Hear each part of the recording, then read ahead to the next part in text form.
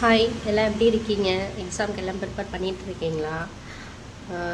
நான் வந்து 10th பாலிட்டியில் வந்து 2 லெசன் முடிச்சிட்டேன். அதுக்கப்புறம் அந்த மாநில அரசு தான் பார்த்துட்ருக்கேன். அது ஏற்கனவே படிச்சிருக்கேன். அது ஆனால் இப்போ ரிவிஷன் பண்ணணும். இங்கே மறந்த மாதிரியே இருக்குது. அதனால் பார்க்கணும் அப்படின்னு சொல்லிட்டு பார்த்துட்ருக்கேன்.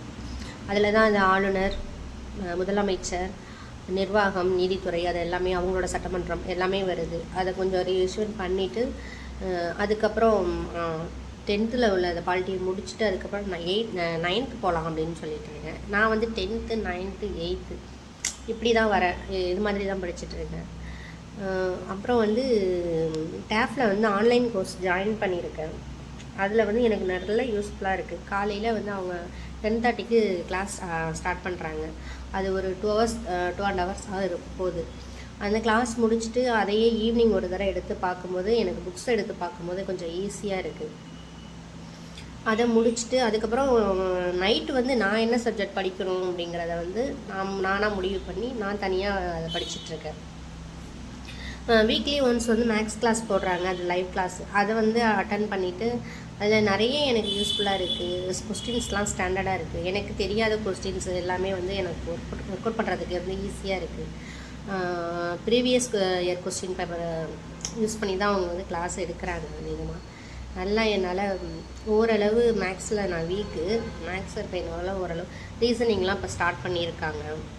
இப்போ சிலபஸ் சேஞ்ச் பண்ணதுலேருந்து புதுசாக அவங்க பண்ணியிருக்காங்க. படிக்கும்போது தான் ஏதாவது ஒரு தடைகள் வந்து நிறைய வருது. ப்ராப்ளம்ஸ் ஃபேமிலிக்குள்ளே, இல்லை மற்றவங்க மூலியமாக, இல்லைலாம் உடல்நிலை கோளாறு அப்படிங்கிற மாதிரி, உடம்பு சரியாக போகிறது, குழந்தைங்களுக்கு உடம்பு முடியல அப்படிங்கிற மாதிரி ஏதாவது ஒன்று வந்துகிட்டே இருக்குது. ஏதோ நீ படிக்காத,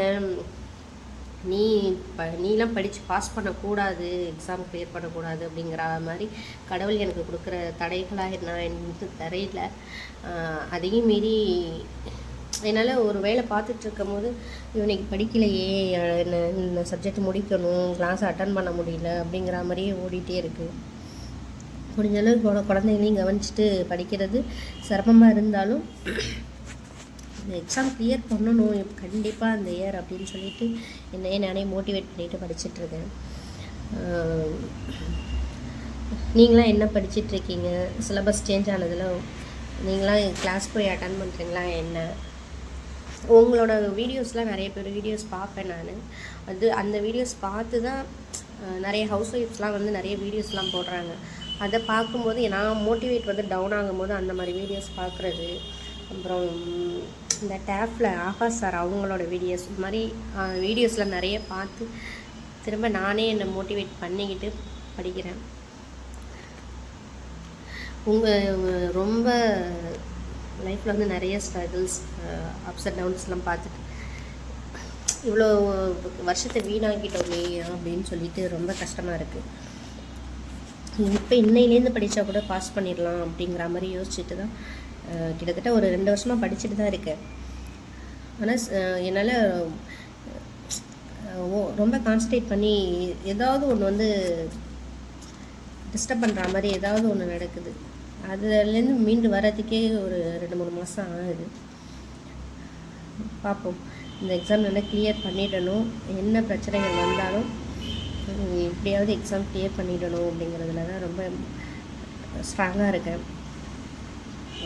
நிறைய பேர் டிஎன்பிஎஸ்சி ஆஸ்பிரண்ட் அவங்க வீடியோஸ்லாம் பார்க்கும்போது ரொம்ப மோட்டிவேட்டாக இருக்குது.